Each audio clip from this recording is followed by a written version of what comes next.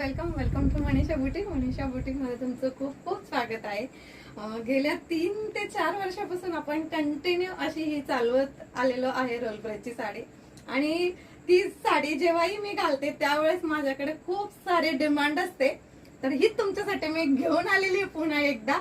आणि तोच कलर आहे, सेम पॅटर्न असणार आहे, सेम फॅब्रिक असणार आहे। तर चला मी एक खोलून दाखवते।